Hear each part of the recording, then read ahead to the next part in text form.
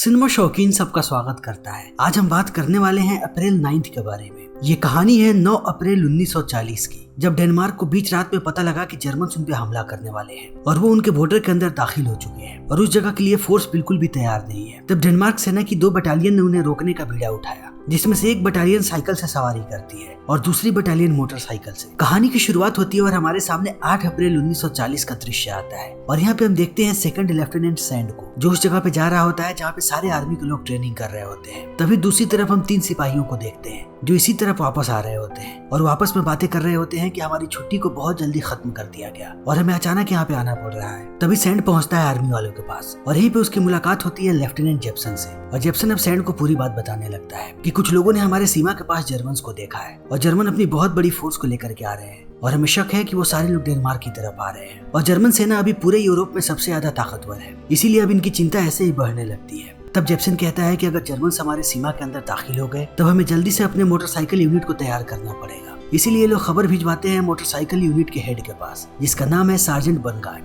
और ये लोग ये भी कहते हैं कि डेनमार्क की सारी सेना अब यहाँ से बहुत ही ज्यादा दूर है, इसीलिए अगर जर्मन से यहाँ पे आ गए तब हम उन्हें जल्दी नहीं रोक पाएंगे। और अभी इनकी बातें चल ही रही होती है, तभी यहाँ पे तीनों वही सिपाही आते हैं जिन्हें हमने पहले देखा था। तब उनका सीनियर उन पे गुस्सा करने लगता है और कहता है कि तुम लोग बहुत ही ज्यादा लेट हो, तुम्हें बहुत ही पहले बुलाया गया था। तब वो तीनों माफी मांगने लगते हैं। तब ये सीनियर जेप्सन को कहता है कि इन्हें क्या सजा देनी चाहिए, लेकिन जेप्सन इस बात को इग्नोर कर देता है क्योंकि वो लोग जर्मन सेना के बारे में बातें कर रहे होते हैं, इसीलिए अपने बात को कंटिन्यू रखते हैं। तभी इनकी प्रैक्टिस शुरू हो जाती है और यहाँ पे हम सबको प्रैक्टिस करते हुए देखते हैं और जिनका भी निशाना खराब होता है इन्हें ये लोग फिर से प्रैक्टिस करने के लिए कहते हैं। लेकिन प्रैक्टिस के खत्म होते ही इनका सार्जेंट इन्हें कहता है कि जल्दी से अपने अपने साइकिलों के पास जाओ और अपने अपने साइकिल्स के टायर्स को चेंज करो। और ये लोग जल्दी जल्दी टायर्स को बदलने लगते हैं और जैसे ही सब लोग टायर्स को बदल देते हैं, सार्जेंट कहता है कि फिर से इन टायर्स को बदलो और वो लोग अपने काम पे लग जाते हैं। और ये लोग ऐसा इसलिए करवाते हैं क्योंकि ये लोग लंबी लंबी यात्रा करते हैं साइकिल से और अगर इनकी साइकिल खराब हो जाए तब इन्हें इतना आना चाहिए कि अपने साइकिल को ठीक कर सके, इसीलिए इन्हें इस काम में परफेक्ट बनाया जा रहा है। और एक्सरसाइज के बाद यहाँ पे ब्रेक हो जाती है और सारे लोग आराम करने लगते हैं। तभी इस तरफ एक सिपाही भागा हुआ आता है और वो आकर के इनसे कहता है कि कर्नल हिंच ने हमें ऑर्डर दिया है और वो चाहते हैं कि हम जल्दी से बॉर्डर की तरफ रवाना हो जाए। और यहाँ पे वही होता है जिनका इन्हें डर था। अब जर्मन इनकी सीमा के अंदर घुस आए हैं और वो जल्दी ही डेनमार्क पे हमला करेंगे, इसीलिए कर्नल हिंच चाहते हैं कि यहाँ पे जितने भी लोग हैं वो सब बॉर्डर के पास चले हैं। लेकिन सैंड नहीं चाहता है कि यहाँ पे किसी किस्म की कोई भी अफरा तफरी हो, इसलिए वो सारे सिपाहियों को पूरी बात नहीं बताता और उन्हें बॉर्डर की तरफ लेकर के जाने लगता है, ये कह के कि इन सबको एक्सरसाइज के लिए लेकर के जाया जा रहा है। और ये लोग ऐसे ही चलने लगते हैं और देखते ही देखते रात हो जाती है। तब सार्जेंट क्लस्टर गार्ड जाता है इनके पास और इन सबको कहता है कि आज रात तुम लोग यूनिफॉर्म पहन करके सोओगे और कोई भी अपने बैचेस तक नहीं निकालेगा। और मैं चाहता हूँ कि तुम लोग रात भर चौकन्ना रहो कि जैसे ही मैं तुम लोगों को बुलाऊं तुम लोग एकदम लड़ाई के लिए तैयार रहो, इसीलिए अपनी अपनी बंदूकें अपने पास रखना कि मेरे बुलाते ही तुम लोग यहाँ पे हाजिर हो जाओ। और अब इन बातों को सुनने के बाद सारे के सारे सिपाही अब नर्वस होने लगते हैं और वो समझ नहीं पाते हैं कि ये किस तरीके की एक्सरसाइज है कि इन्हें यूनिफॉर्म पहन करके सोने के लिए कहा जा रहा है,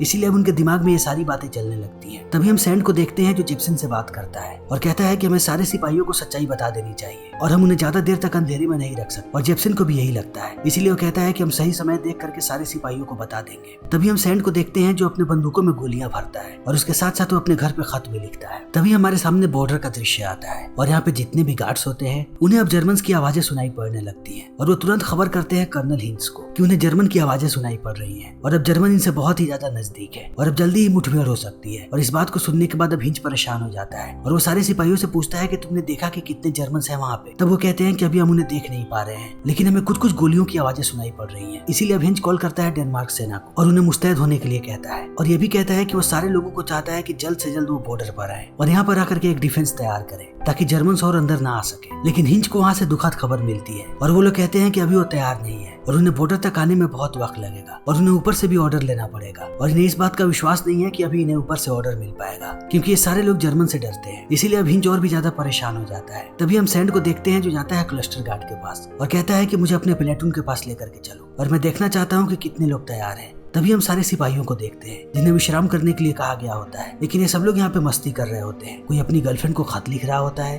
तो कोई आपस में मजाक कर रहा होता है और वो गोलियों की शर्तें लगा रहे होते हैं। तो 2 सिपाही मिलकर के एक सिपाही को भड़का रहे होते हैं और वो उसे बोलते हैं कि तुम्हारा निशाना बिल्कुल भी ठीक नहीं है, इसीलिए तुम अपनी सारी गोलियां हमें दे दो क्योंकि हम उससे अच्छा निशाना लगा पाएंगे। और यहाँ पे एक सिपाही दूसरे सिपाही से झगड़ा भी कर रहा होता है और वो उसे जर्मन कहता है क्योंकि उसके पिता एक जर्मन हुआ करते थे। और सारे लोग यहाँ पे ऐसे ही टाइम पास कर रहे होते हैं और कोई भी बिल्कुल भी तैयार नहीं होता है। तभी अचानक यहाँ पे सैंड और क्लस्टर गार्ड चले आते हैं और उन्हें देख करके ये सारे लोग स्टैंड बाई में चले जाते हैं। और जब क्लस्टर गार्ड इन्हें देखता है तो वो बहुत ही ज्यादा गुस्सा हो जाता है और कहता है कि शायद तुम लोग भूल गए कि मैंने तुम्हें क्या कहा था। मैंने तुम लोगों को यूनिफॉर्म पहन करके रहने के लिए कहा था और अपनी बंदूकों को अपने पास रखने के लिए और एकदम चुस्त और मुस्तैद रहने के लिए, लेकिन तुम लोग यहाँ पे मस्ती कर रहे हो और कोई भी आराम नहीं कर रहा है। और वो एक एक करके सबकी क्लास लगाने लगता है जितने भी लोगों ने यूनिफॉर्म नहीं पहना है, लेकिन सैंड यहाँ पे कुछ नहीं बोलता और वो एक एक करके सबको घूरने लगता है। और उन्हें घूर करके वो जैसे ही बाहर निकलता है वो सिगरेट पीने लगता है। तभी उसके पास एक आदमी आता है और वो उसकी सिगरेट जलाता है और इस आदमी का नाम है बर्नगार्ड और बर्नगार्ड ही मोटरसाइकिल टीम को लीड करता है, इसीलिए वो सैंड से सिचुएशन के बारे में बातें करने लगता है और सैंड को विश्वास दिलाता है कि वो हमेशा ही उनकी सुरक्षा करेगा और वो अपने पूरे प्लेटून के साथ इनके पीछे रहेगा। और सैंड को ये बातें बहुत अच्छी लगती है। तब वो जाकर के अंदर बैठ जाता है और अब सारे ऑफिसर्स आपस में बात कर रहे होते हैं। तभी यहाँ का एक ऑफिसर कहता है कि तुम लोगों को रेडियो को सुनना चाहिए कि वहाँ पे क्या खबरें आ रही है। इसीलिए सारे लोग भागते हुए पहुंचते हैं रेडियो रूम में। तब उन्हें पता लगता है कि अब सारे के सारे जर्मन्स अंदर घुस चुके हैं और वो बॉर्डर से बहुत ज्यादा अंदर आ चुके हैं और अब तक उन लोगों ने 3 चेक पॉइंट को पार कर लिया है और अभी तीसरे चेक पॉइंट पे गोलीबारी हो रही है और वो बहुत ही तेजी से आगे बढ़ रहे हैं। और इस बात को सुनने के बाद अब सारे लोगों के होश उड़ जाते हैं और वो लोग यहाँ का अलार्म बजा देते हैं और सारे सिपाही बाहर आने लगते हैं।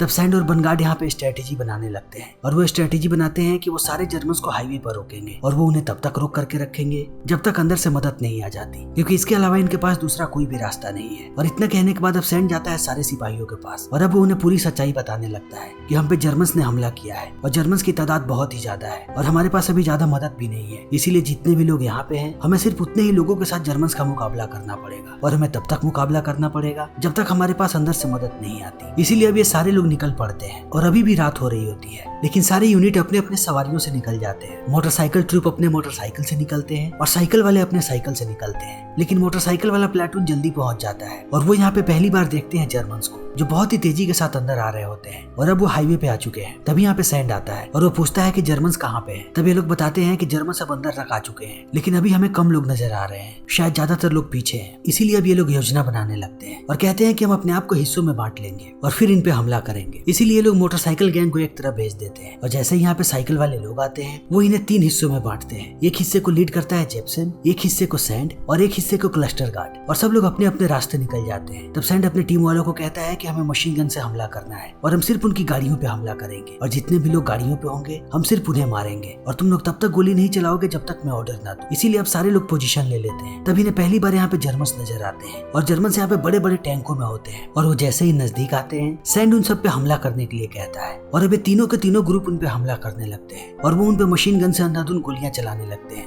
लेकिन वो उनकी गाड़ियों का बाल भी बाका नहीं कर पाते और इनकी सारी की सारी गोलियां वेस्ट हो जाती हैं और ये लोग सोच में पड़ जाते हैं। तभी जर्मन सिपाही बाहर आ जाते हैं और ये लोग फिर से जर्मन सिपाहियों पे गोलियां चलाने लगते हैं, लेकिन अब जर्मन सिपाही भी इन पे हमला करते हैं। ये लोग जर्मन सिपाहियों को मारते हैं और वो इन्हें मारते हैं और इनके बीच बहुत देर तक ऐसे ही लड़ाई चलती रहती है, लेकिन देखते ही देखते हमें पता लगता है कि तीनों के तीनों ग्रुप अब कम पड़ रहे हैं और कहीं जल्दी इनका खात्मा हो जाए, क्योंकि जर्मन इन्हें बहुत ही तेजी के साथ मार रहे हैं क्योंकि उनकी सेना बहुत ही बड़ी है। और जब सैंड इन सारी चीजों को नहीं देख पाता है तब वो सारे लोगों को कहता है कि जितने भी लोग अपने जान बचा सकते हैं वो अपने आप को किसी सेफ जगह पे लेकर के जाए और वहाँ से छुप करके हमला करें। इसीलिए अब ज्यादातर सिपाही अपने जगहों को बदलने लगते हैं, लेकिन 3 लोग यहाँ से भाग नहीं पाते हैं और वो अभी भी जर्मन्स पे हमला कर रहे होते हैं और वो जर्मन सिपाहियों को मार रहे होते हैं, लेकिन जर्मन्स उन्हें देख लेते हैं। इसीलिए वो 3 में से 1 को मार देते हैं, लेकिन बाकी 2 लोग यहीं पे फंसे रह जाते हैं। तब सैंड उनके पास भागता हुआ आता है और वो जर्मन्स पे गोलियां चलाने लगता है और इन्हें भागने के लिए कहता है और अब फिर से सारे लोग भागने लगते हैं और वो भागते हुए आते हैं एक छोटे से गांव में और एक घर के अंदर छुप जाते हैं और छुपने के बाद वो खिड़की से देखते हैं कि क्या जर्मन्स उनका पीछा कर रहे हैं। तब वो देखते हैं कि जर्मन्स उनका पीछा नहीं कर रहे हैं। तब सैंड सबको बताने लगता है कि अब हम उत्तर की तरफ जाएंगे और वहाँ पे हम सेना की दूसरी टुकड़ी के साथ मिलकर के लड़ेंगे, लेकिन वो देखता है कि यहाँ के सारे लोग डरे हुए हैं, इसीलिए वो सबको समझाता है और कहता है कि आज जितने भी लोगों की मृत्यु हुई है वो सब देश के लिए शहीद हुए हैं, इसीलिए हमें उन पर गर्व होना चाहिए,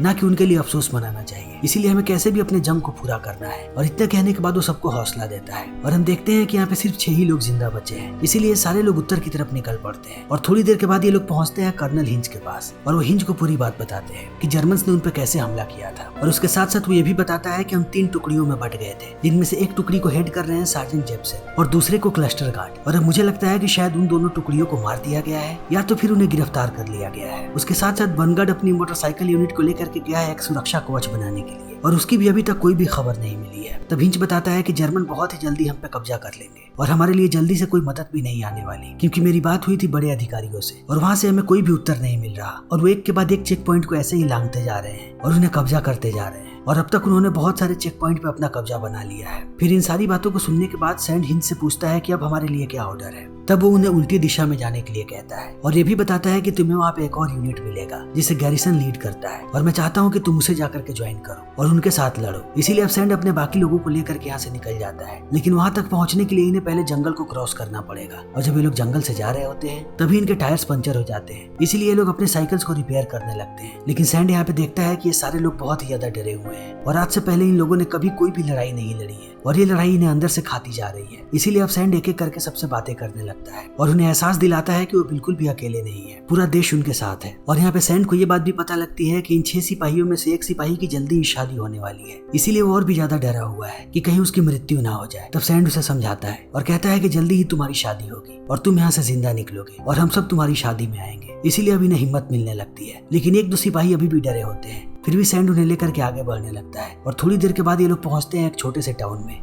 तब वो देखते हैं कि सारे के सारे सिविलियंस बाहर आ चुके हैं। तभी सैंड को यहाँ पे बनगार्ड नजर आता है और वो बनगार्ड से पूछने लगता है कि यहाँ पे क्या चल रहा है। तब वो बताता है कि हम लोग यहाँ पे अपनी पोजीशन लेने ही वाले थे, लेकिन उससे पहले सारे के सारे सिविलियंस बाहर आ गए और अब वो हमारे काम में बाधा डाल रहे हैं। तब सैंड यहाँ पे बनगार्ड से कहता है कि अब हमें एक नया ऑर्डर मिला है और हम सारे लोगों को जाना है गैरिसन के पास और हम वहाँ से उसके साथ लड़ेंगे। तब बनगार्ड कहता है कि हम ऐसा नहीं कर सकते, क्योंकि जब तक हम वहाँ तक पहुँचेंगे तब तक जर्मन हमें तबाह कर देंगे और वो इस जगह पर भी कब्जा कर लेंगे। लेकिन सैंड उसे समझाने लगता है। तभी यहाँ के लोग यहाँ के एक आदमी के हाथ में एक पर्ची देखते हैं। तब वो उससे पूछते हैं कि ये कैसी पर्ची है। फिर वो बताता है कि ये पर्ची आसमान से गिरी थी और जर्मन्स ने इसे फेंका था। और जब ये लोग पढ़ते हैं तब इन्हें पता लगता है कि जर्मन्स चाहते हैं कि ये जर्मन्स के खिलाफ लड़ाई ना करें और ये अपने आप को सरेंडर कर दें। और अभी ये लोग पर्ची को पढ़ ही रहे होते हैं तभी ये बहुत सारी जर्मन सेना को इधर आते हुए देखते हैं और देखते ही देखते जर्मन इन पे गोलियां चलाने लगते हैं। फिर सारे के सारे सिपाही सारे सिविलियंस को टाउन के अंदर लेकर के जाने लगते हैं, लेकिन इसी बीच बहुत सारे सिविलियंस मारे जाते हैं और इन जर्मन्स की संख्या भी बहुत ज्यादा है। इसीलिए सैंड कहता है कि हम सबको अब यहाँ से निकल जाना चाहिए और हमें दूसरे टाउन में जाकर के सबको आगाह करना चाहिए। इसीलिए सब लोग यहाँ से निकल जाते हैं। लेकिन जैसे ही ये लोग शहर के अंदर दाखिल होते हैं ये देखते हैं कि यहाँ पे एक बड़ी सी दीवार बनाई गई है और सारे के सारे सिपाही दीवार के उस पार खड़े हैं और वो नहीं चाहते कि कोई भी अंदर जाए। तब सैंड उनसे बात करता है और कहता है कि हमारा अंदर जाना बहुत ही जरूरी है और हमें यहाँ के सीनियर अधिकारियों से बात करनी है। तब वो लोग कहते हैं कि हमें ऑर्डर मिला है कि हम किसी को भी अंदर ना जाने दें। तब सैंड यहाँ पे बताता है कि हम लोग अपने बहुत सारे लोगों को खो चुके हैं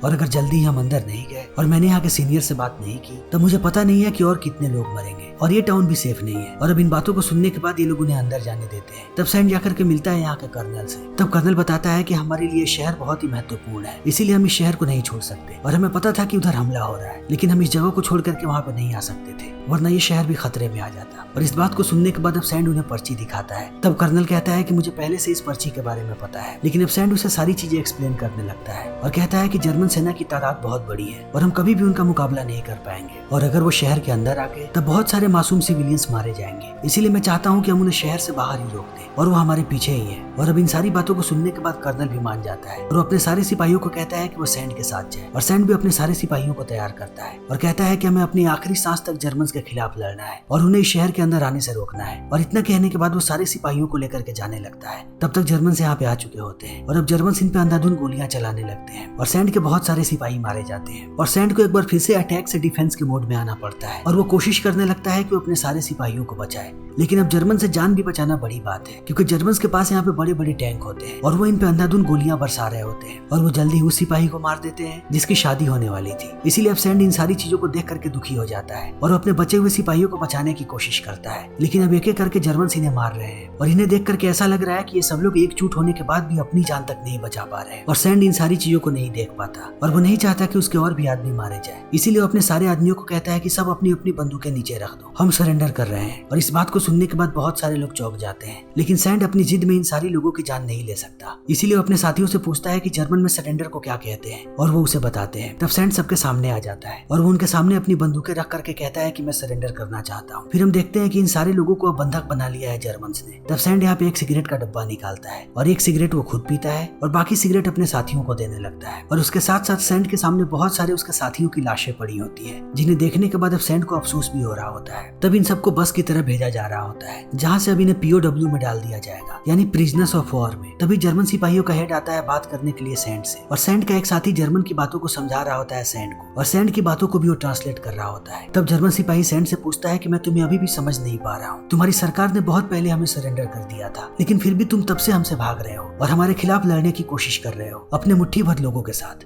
ऐसा क्यों? और अब जैसे ही सैंड यहाँ पे सुनता है कि पहले ही गवर्नमेंट ने सरेंडर कर दिया था, वो एकदम बहुत चक्का रह जाता है और अब उसे समझ में आता है कि अब तक इनके लिए कोई मदद क्यों नहीं आया था। और सैंड ऐसे ही अपने साथियों की जान गंवा रहा था, इसलिए अब सैंड सुन पड़ जाता है और जल्दी ही इन्हें बसेस में बैठा दिया जाता है। लेकिन अब यहाँ पे कोई भी किसी से बात नहीं कर रहा होता है और सब लोग एकदम शांत बैठे होते हैं और कुछ यहाँ पे युवक भी होते हैं और उनके लिए क्षण बहुत ही दर्दनाक है क्योंकि अब वो कैदी बनने वाले हैं, इसीलिए वो रो भी रहे होते हैं। लेकिन सैंड अभी भी शौक में होता है कि चंद लोगों की नासमझी की वजह से आज उसने अपने बहुत सारे साथियों को खो दिया और देश पहले ही हार चुका था, लेकिन फिर भी ये लोग लड़ रहे थे जिस लड़ाई का कोई भी मतलब नहीं था। और अब सैंड रास्ते में ऐसे ही लोगों को देख रहा होता है और वो बच्चों को भी खेलते हुए देखता है और उसे अभी तक विश्वास नहीं होता कि वो हार चुके हैं। और इसी के साथ ये फिल्म यहीं पे खत्म हो जाती है और हम उन लोगों का इंटरव्यू देखते हैं जितने भी लोगों ने इस लड़ाई को लड़ा था, और इसी के साथ ये फिल्म यहीं पे खत्म हो जाती है। दोस्तों, ये फिल्म एक सच्ची घटना पर आधारित है। तो इसी के साथ हमारी आज की ये वीडियो यहीं पे खत्म होती है। अगर आपको हमारी ये वीडियो पसंद आई हो तो इसे लाइक करें, शेयर करें और चैनल को सब्सक्राइब करें। Thank you.